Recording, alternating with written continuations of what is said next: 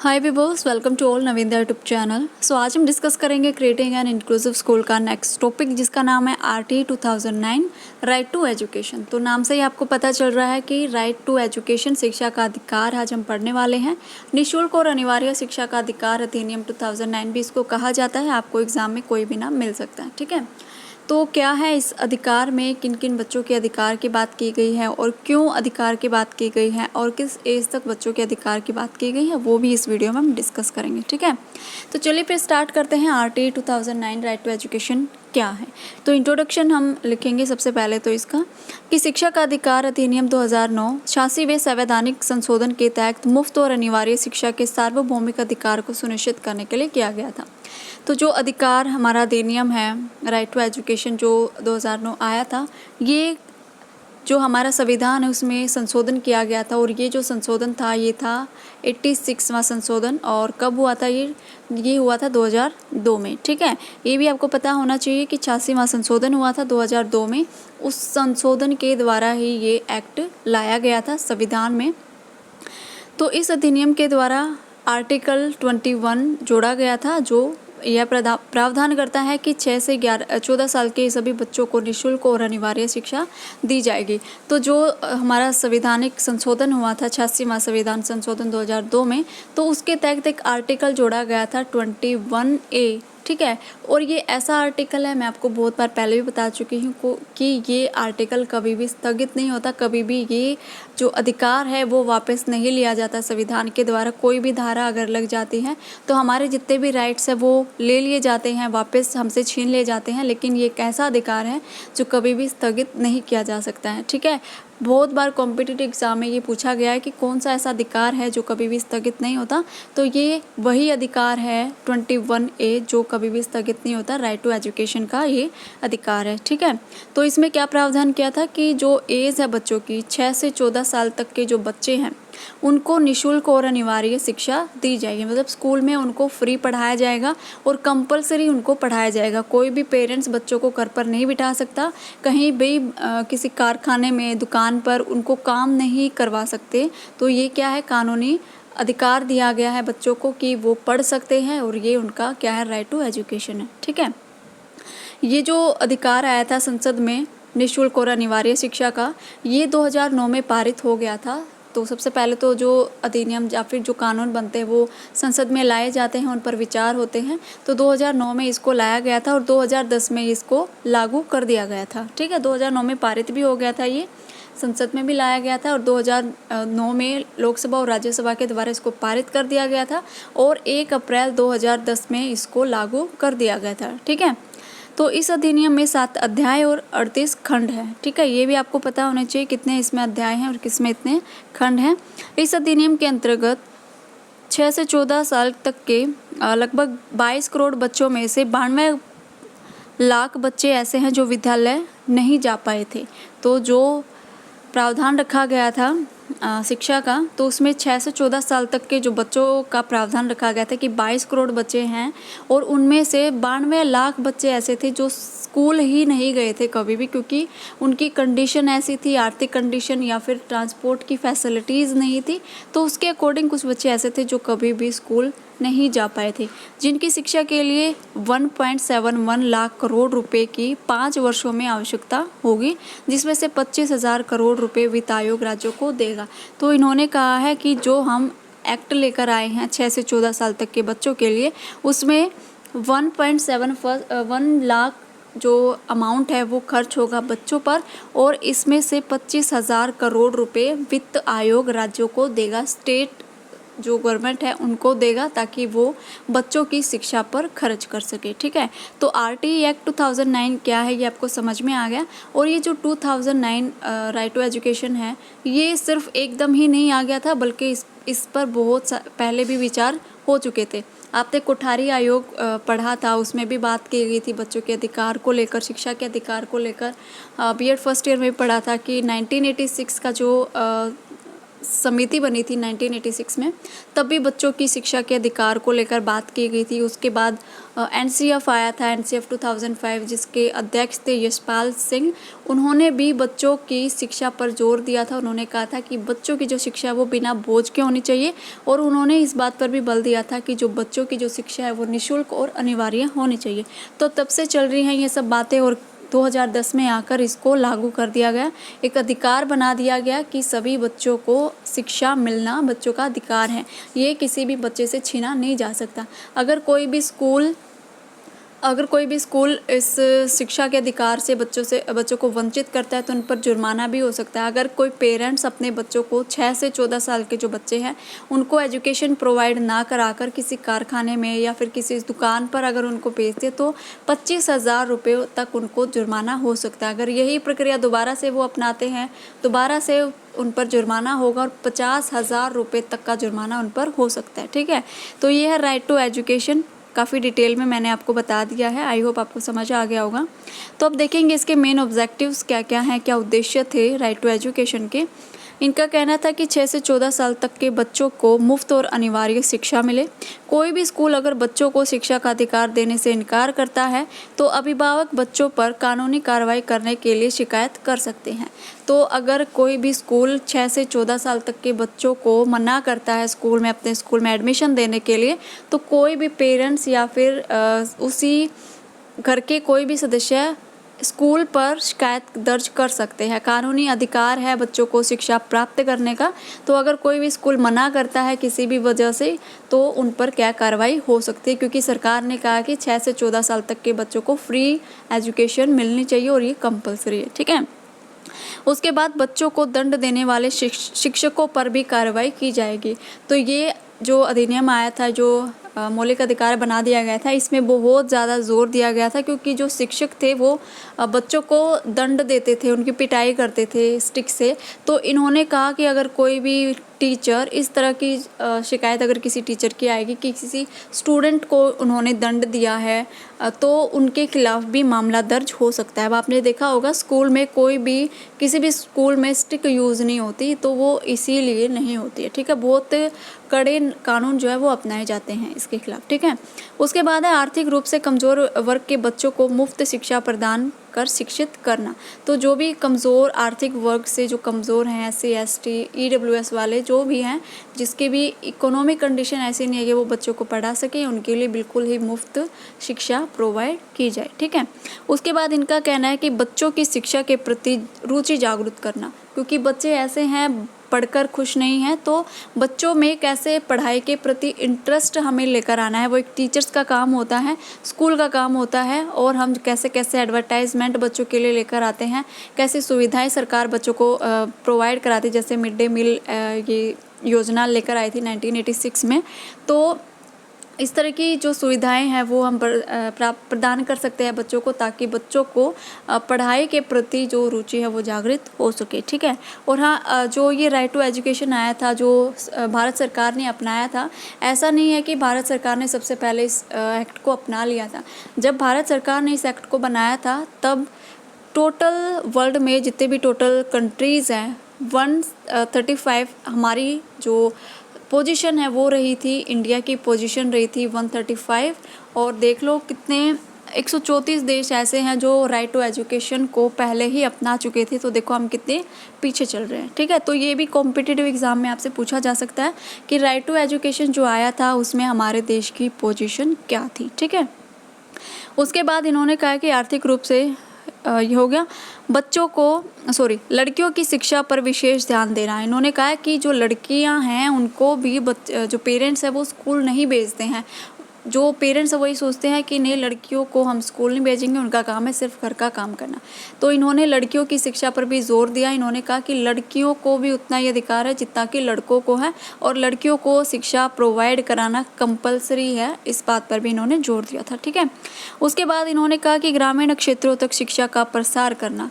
अब हमने जो भी एजुकेशन, राइट टू एजुकेशन बच्चों को दिए हैं। शहरों तक ये ठीक है, बच्चों को पता चल गया, पेरेंट्स को पता चल गया, लेकिन कुछ ऐसे इलाके हैं जैसे पहाड़ी इलाके हैं या फिर ग्रामीण क्षेत्र ऐसे जहाँ पर ये जो अधिकार बच्चों को दिए गए हैं वो नहीं पहुँचे हैं। तो हमारा मोटिव यही रहेगा कि हमें ये अधिकार गाँवों तक भी पहुँचाना है, ग्रामीण क्षेत्रों तक भी पहुँचाना है, ताकि ग्रामीण क्षेत्रों में जितने भी बच्चे हैं पढ़ने लायक और जो 6 से 14 साल तक के बच्चे हैं वो भी जो फ्री और कंपलसरी एजुकेशन है वो प्रोवाइड कर सके, उनके पेरेंट्स को भी हम जागरूक कर सके। ठीक है। उसके बाद इन्होंने कहा है उन क्षेत्रों में विद्यालय स्थापित करना और शिक्षा पहुंचाना जहां तक अभी तक शिक्षा पहुंच ही नहीं पाई है, जहां पर ऐसे एरियाज़ हैं जहां पर ना तो कोई स्कूल है नियर बाई, ना कोई पढ़ाने का ऐसी सुविधाएँ हैं। तो हमें उन एरिया का पता लगाना है, हम सर्वे करवा सकते हैं किसी भी तरीके से, ये पता लगाना है कि कहाँ पर एजुकेशन नहीं पहुँच पाई है और हम वहाँ तक एजुकेशन को पहुँचाएंगे। ठीक है। उसके बाद इन्होंने कहा है कि बच्चों को मुफ्त पुस्तकें और जो उनकी यूनिफॉर्म है, स्कॉलरशिप है प्रदान करना, ताकि शिक्षा को बढ़ावा मिल सके। तो ये ऐसे प्रलोभन है जो हम बच्चों को दे सकते हैं, पेरेंट्स को दे सकते हैं, ताकि बच्चों को पेरेंट्स स्कूल में भेजें। स्कॉलरशिप इसीलिए चलाई गई थी ताकि बच्चे जो पेरेंट्स हैं वो बच्चों को स्कॉलरशिप की जो लालच दिया गया था पेरेंट्स को, ताकि बच्चों को वो स्कूल में भेज सके। वो ये ना कहे कि हमारे घर में तो खाने के लाले हैं, हम तो बच्चों को नहीं भेज सकते। तो इसीलिए स्कॉलरशिप चलाई गई थी ताकि पेरेंट्स ये बहाना ना बनाए कि हम बच्चों को नहीं पढ़ा सकते। इसलिए बच्चों की शिक्षा पर व्यय खर्च किया गया था सरकार के द्वारा। ठीक है। तो ये कुछ ऑब्जेक्टिव्स थे, कुछ मेन उद्देश्य थे आरटीआई 2009 के। अब हम देखते हैं क्या क्या प्रोविज़न किए गए थे राइट टू एजुकेशन एक्ट 2009 के। ठीक है, क्या क्या प्रावधान किए गए थे। तो कुछ मेन थे वो हम देखते हैं इसमें। प्रत्येक बच्चे को उसके घर के 1 किलोमीटर के भीतर प्राथमिक स्कूल और 3 किलोमीटर के अंदर माध्यमिक स्कूल होने चाहिए। इन्होंने प्रावधान किया, इनका जो प्रोविज़न था कि जो बच्चे स्कूल में जाने के लायक है, जो प्राइमरी लेवल पर जो बच्चे हैं उनके एरिया में 1 किलोमीटर तक स्कूल होना चाहिए, और जो बच्चे माध्यमिक स्कूल में जाते हैं उनका 3 किलोमीटर के एरिया में स्कूल ज़रूर होना चाहिए। अब इन्होंने कहा अगर ये भी कंडीशन फुलफ़िल नहीं होती है, हो सकता है किसी एरिया में स्कूल नहीं पढ़ता प्राइमरी या फिर मिडल वाला, तो फिर हम उनको ऐसी सुविधाएं प्रदान कर सकते हैं। हॉस्टल की सुविधा हम उनको दे सकते हैं, ट्रांसपोर्ट की सुविधा हम उनको दे सकते हैं, ताकि बच्चों को जो शिक्षा है वो प्रोवाइड हम करा सके, जो भी हमारा उद्देश्य था। ठीक है। उसके बाद इन्होंने कहा है शिक्षा का अधिकार अधिनियम, छात्र शिक्षक अनुपात, कक्षाओं लड़कियों और लड़कों के लिए अलग शौचालय, पीने के पानी की सुविधा, स्कूल कार्य दिवस की संख्या, शिक्षकों के कार्य के घंटे आदि से संबंधित मानक निर्धारित करना। प्रत्येक माध्यमिक प्राथमिक स्कूलों को इन नियमों का पालन करना होगा। अब इस पॉइंट को आप अच्छी तरीके से समझिए कि जो शिक्षा का अधिकार अधिनियम है, छात्र शिक्षक अनुपात, अब ये कहते हैं कि जब क्लास में बच्चे होंगे और बच्चों की संख्या पर डिपेंड करेगा कि उस क्लास में कितने जो टीचर हैं वो पढ़ा सकते हैं। अगर किसी क्लास में 40 स्टूडेंट्स हैं तो उन पर एक टीचर होगा, अगर 40 से ज़्यादा है तो 2 टीचर हो जाएंगे, अगर 100 अबोव हैं तो वहाँ पर 3 या 4 टीचर्स हम कर सकते हैं। तो इनका कहना है कि ऐसा नहीं होना चाहिए कि एक क्लास में बच्चे 100 बैठे हैं और उन पर सिर्फ एक ही टीचर है। तो इन्होंने कहा कि संख्या निर्धारित करेगी कि एक क्लास में जितने बच्चे हैं उन पर कितने टीचर होने चाहिए। ठीक है। और कक्षाओं में जो लड़के और लड़कियां हैं उनके लिए टॉयलेट भी अलग होने चाहिए, लड़कों के लिए और लड़कियों के लिए अलग से शौचालय की सुविधाएं होनी चाहिए, और जो पीने का पानी है उसकी सुविधा होनी चाहिए। और जो स्कूल में जो भी कार्य होते हैं, जैसे फंक्शंस है, जो भी एक्टिविटीज़ होती हैं, उनका रिकॉर्ड रखना, उनका डाटा रखना, कलेक्ट करना, और जो भी शिक्षक के कार्य घंटे हैं, शिक्षकों को स्कूल में कितना टाइम उनको वर्क करना पड़ता है, जो वर्किंग डे होते हैं, ये भी निर्धारित किया गया, और इन्होंने ये सब निर्धारित कर दिए। ठीक है। उसके बाद इन्होंने कहा कि प्रत्येक माध्यमिक और जो प्राथमिक स्कूल है वो सब इन नियमों का पालन करेंगे, जितने भी ये नियम यहाँ पर बताए गए हैं, ठीक है। उसके बाद इन्होंने कहा कोई भी स्कूल बच्चों को दाखिला देते समय माता पिता से किसी भी प्रकार का अनुदान नहीं मांगेंगे, साथ में किसी भी माता पिता का इंटरव्यू नहीं लिया जाएगा। अब देखिए पहले क्या होता था, जब बच्चों का एडमिशन पेरेंट्स कराने जाते थे स्कूल्स में, तो एडमिशन की फ़ीस तो उनको देनी ही पड़ती थी। साथ में स्कूल वाले ये कहते थे कि आप अपनी तरफ से डोनेशन दे दीजिए, या फिर वो अपनी तरफ से कोई लिमिट रख लेते थे कि आप इतनी लिमिट तक तो दे ही सकते हैं, या फिर ये हमारी लिमिट अमाउंट है, यहाँ से हमारा स्टार्ट होता है, आप यहाँ तक तो दे ही सकते हो, ठीक है।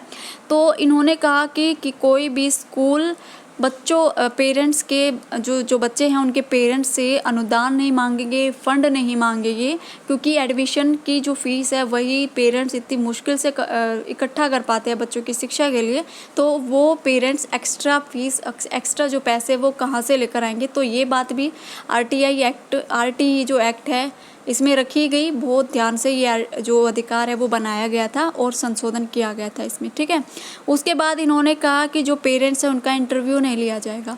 अब जो इंग्लिश मीडियम जो स्कूल्स हैं उनका एक ये मुहिम चल पड़ी थी कि पेरेंट्स का सबसे पहले इंटरव्यू लेंगे। अगर पेरेंट्स इंग्लिश मीडियम में पढ़े हुए हैं या फिर उनको इंग्लिश आती है तो ही हम आपके बच्चे को अपने स्कूल में जो है एडमिशन देंगे, क्योंकि उनका यही मानना था कि अगर पेरेंट्स सक्षम नहीं है बच्चों को पढ़ाने के लिए तो हम उन बच्चों को अपने स्कूल में नहीं ले सकते। तो इन्होंने कहा ऐसा कुछ नहीं करना है स्कूल्स को, ना तो फ़ंड लेंगे पेरेंट्स से और ना ही जो पेरेंट्स हैं उनका इंटरव्यू लिया जाएगा, ठीक है। तो बच्चों का इंटरव्यू ले सकते हो, बच्चों के अकॉर्डिंग आप उनको पढ़ाइए, जो बच्चों का माइंड लेवल है उनको आप देखिए, ना कि पेरेंट्स को आप देखिए, ठीक है, क्योंकि आपको बच्चों को पढ़ाना है, पेरेंट्स को आपको नहीं पढ़ाना है, ठीक है। उसके बाद इन्होंने कहा है किसी भी बच्चे को किसी डॉक्यूमेंट की वजह से दाखिला देने से मना नहीं किया जाएगा, किसी भी बच्चे को प्रवेश परीक्षा देने के लिए नहीं कहा जाएगा। इन्होंने कहा अगर किसी बच्चे के डॉक्यूमेंट्स कंप्लीट नहीं है तो ये नहीं कहोगे आप कि आपके डॉक्यूमेंट्स कंप्लीट नहीं हैं, उसकी वजह से किसी भी बच्चे को एडमिशन देने से आप नहीं मना कर सकते, ठीक है। उसके बाद इन्होंने कहा है कि जब बच्चे स्कूल में एडमिशन के लिए जाते हैं तो उनसे टेस्ट लिया जाता है, तो टेस्ट के लिए इन्होंने बिल्कुल मना कर दिया है कि किसी भी बच्चे से टेस्ट नहीं लिया जाएगा, उनको डायरेक्ट एडमिशन आप दोगे स्कूल्स में। उसके बाद इन्होंने कहा कि स्कूलों में शिक्षकों और बच्चों की संख्या पर्याप्त होगी, जो हमने पहले ही डिस्कस किया था कि जितने भी क्लास में बच्चे हैं उसके अकॉर्डिंग ही क्लास में टीचर होंगे, ठीक है। अगर ज़्यादा बच्चे हैं तो उसी के अकॉर्डिंग टीचर्स की संख्या निर्धारित की जाएगी। उसके बाद इन्होंने कहा कि जो विकलांग बच्चे हैं उनको भी सामान्य बच्चों के साथ शिक्षा प्राप्त करने का उतना ही अधिकार है। तो इन्होंने जो डिसेबल्ड बच्चे हैं जिनको अब दिव्यांग नाम दिया गया है 2016 में ही, तो इन्होंने कहा है कि जो डिसेबल्ड बच्चे हैं उनको अधिकार है नॉर्मल बच्चों के साथ एजुकेशन लेने का। ये नहीं है कि जो डिसेबल्ड बच्चे हैं आप उनके लिए अलग से स्कूल खोल रहे हो। अगर कोई भी बच्चा ऐसा है जो चल नहीं सकता तो उनके लिए आप व्हील चेयर का जो प्रबंध कीजिए, ताकि बच्चे एक ऐसी छोटी सी प्रॉब्लम्स के लिए दूसरे बच्चों से अलग ना हो सके, जो नॉर्मल बच्चे हैं उनसे अलग ना हो सके और उनके मन में जो हीनता है, हीन भावना उत्पन्न ना हो सके। इसलिए आपको जो डिसेबल्ड बच्चे हैं जो नॉर्मल स्कूल में पढ़ सकते हैं, आप उनको एडमिशन देने के लिए मना नहीं कर सकते हो, ठीक है। उसके बाद इन्होंने कहा कि किसी भी बच्चे को 8वीं कक्षा तक फेल नहीं किया जाएगा।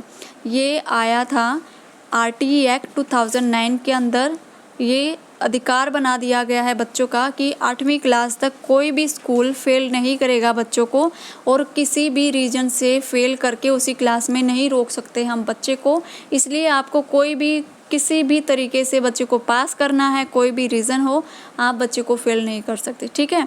उसके बाद इन्होंने कहा कि कोई भी टीचर, या वो मेल हो या फीमेल हो, निजी शिक्षण गतिविधियां नहीं चलाएगा। मतलब इन्होंने कहा अगर कोई गवर्नमेंट टीचर है वो ट्यूशन नहीं लगा सकता अलग से अपने निजी शिक्षण के लिए, ठीक है। तो ये भी इन्होंने बात की है आरटीई एक्ट 2009 के अंदर। उसके बाद इन्होंने बात की है आरटीई 2009 में सभी प्रकार के शारीरिक दंड, मानसिक उत्पीड़न, लिंग, जाति, वर्ग और धर्म पर भेदभाव, बच्चों के प्रतिग्रहण शुल्क, निजी शिक्षण केंद्रों और अज्ञात स्कूलों में कार्यकरण की स्क्रीनिंग प्रक्रियाओं पर भी रोक लगाई जाएगी। इनका कहना है अगर बच्चों को शारीरिक दंड दिया जाता है, मानसिक उत्पीड़न बच्चों का होता है, अगर जेंडर वाइज उनसे भेदभाव किया जाता है, लिंग, जाति, वर्ग के, धर्म के आधार पर भेदभाव किया जाता है, तो ये अब से बंद हो जाएगा।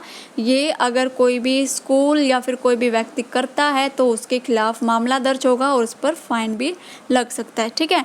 उसके बाद इन्होंने कहा कि स्कूलों में पढ़ाई से उचित परिणाम सुनिश्चित करने के लिए सतत व्यापक मूल्यांकन की शुरुआत की जाए। तो इन्होंने कहा कि कॉन्टिन्यूस एंड कॉम्प्रिहेंसिव इवैल्यूएशन किया जाए। बच्चों का सिर्फ टेस्ट के अकॉर्डिंग, बच्चों की जो परीक्षाएं होती हैं लास्ट में, तो उसके अकॉर्डिंग आप बच्चों का मूल्यांकन नहीं करोगे, बल्कि जो बच्चों की एक्टिविटी है पूरे साल की उसका ओवरऑल देखोगे आप, और उसी के आधार पर आप बच्चों का मूल्यांकन करोगे, उसी के आधार पर आप बच्चों का रिजल्ट दोगे। ठीक है। उसके बाद इन्होंने कहा कि विकलांग बच्चों के लिए मुफ्त शिक्षा के लिए उम्र बढ़ाकर 18 साल रखी गई है। ये मैं पहले भी ये पॉइंट डिस्कस कर चुकी हूँ कि जो नॉर्मल बच्चे हैं उनके लिए एज रखी गई है 14 साल। 6 से 14 साल तक के बच्चों को निःशुल्क और अनिवार्य हम शिक्षा देंगे। लेकिन ये पॉइंट आपको अलग लगेगा। ये बात करते हैं कि विकलांग जो बच्चे हैं, जो डिसेबल्ड बच्चे हैं, उनके लिए एज रखी गई है 18 साल। ठीक है। और ये जो आपके टीचिंग कॉम्पिटिटिव एग्ज़ाम है, ये जो क्वेश्चन है ये पूछा जाता है। लास्ट सीटेट में भी पूछा गया था कि जो विकलांग बच्चे, जो डिसेबल्ड बच्चे हैं, उनके लिए मुफ्त शिक्षा के लिए एज कितनी रखी गई। ठीक है। ये आया हुआ क्वेश्चंस है, तो इस पर ध्यान रखिएगा। उसके बाद इन्होंने कहा है कि बच्चों को मुफ्त शिक्षा मुहैया कराना राज्य और केंद्र सरकार की जिम्मेदारी है। केंद्र सरकार और राज्य सरकार मिलकर बच्चों को शिक्षा प्रोवाइड कराएंगी, उन पर खर्च करेंगी। ठीक है। तो ये था आपका आरटी एक्ट 2009। इसका कंक्लूजन आपको लिखना है लास्ट में कि आरटी एक्ट जो है आया हुआ है 2009, जो निःशुल्क और अनिवार्य शिक्षा अधिनियम है, इसके अंदर क्या रखा गया है, क्या सिफारिशें नहीं, क्या प्रोविज़न रखे गए हैं, क्या इनके उद्देश्य हैं, कब ये लागू हुआ, इस तरह का सब तरीके का आपको इसमें कंक्लूजन लिखना है जस्ट। ठीक है। तो ये हो गया आपका कंप्लीट आरटी 2009। ठीक है। तो आपको ये वीडियो कैसे लगी, ये जो क्वेश्चंस है ये आपको क्लियर हुआ या नहीं, कमेंट करके ज़रूर बताना, और अपने फ्रेंड्स के साथ भी ज़रूर शेयर करना वीडियो को, ताकि उनको भी ये जो एक्ट है, ये जो क्वेश्चंस है आपका एग्ज़ाम में आने वाला क्वेश्चंस, ये भी इनको क्लियर हो जाए। ठीक है। तो मिलते हैं नेक्स्ट वीडियो में, तब तक के लिए बाय बाय, टेक केयर, घर पर रहे, सुरक्षित रहे और अपने एग्ज़ाम की तैयारी रखें। Thank you.